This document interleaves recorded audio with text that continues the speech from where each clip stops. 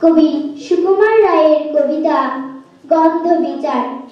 সিংহাসনে বসলো রাজা, বাজলো কাসর ঘণ্টা, ছটফটিয়ে উঠলো কেঁপে মন্ত্রী বুড়োর মনটা। বললে রাজা, মন্ত্রী তোমার জামাই কেন গন্ধ? মন্ত্রী বলে, এসেন্স দিছি, গন্ধ তো নয় মন্দ। রাজা বলে, মন্দ ভালো দেখুক সুখে বদ্যি। বদ্যি বলে, আমার নাকে বেজায় হলো সর্দি। রাজা বলেন, রাজাকে বোলাও তবে রামনারায়ণ পাত্র। পাত্র বলে, নস্যি লীলা এক্ষুনি এই মাত্র। নস্যি দিয়ে গন্ধ যে না, গন্ধ কোথায় ঢুকবে? রাজা বলেন, কোটাল তবে এগিয়ে এসো, শুকবে।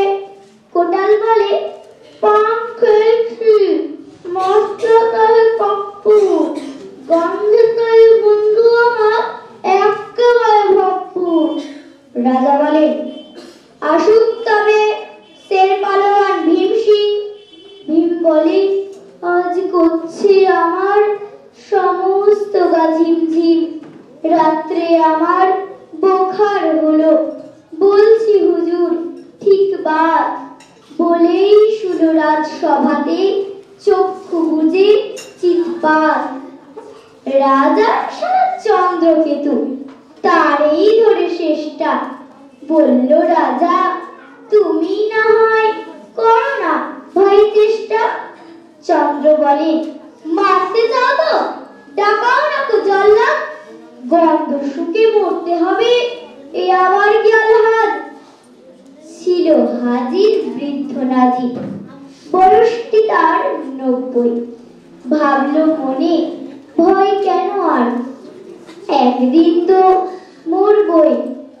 সাহস করে বললে বুড়ো, মিথ্যে সবাই বকছিস, শুকতে পারি হুকুম পেলে এবং পেলে বকছিস। রাজা বলেন, 1000 টাকা ইনাম পাবে সদ্য। তাই না শুনে উৎসাহেতে উঠল বুড়ো মদ্য। জামার পরে নাক ঠেকিয়ে শুকলো কত গন্ধ। রইল অটল দেখলো লোকে, বিস্ময়ে বাক বন্ধ। রাজ্যে হলো জয় জয়কার, বাজলো কাসর ঢক্কা। বাপরে কি তেজ বুড়োর হাড়ে, পায় না সে যে অক্কা। নমস্কার।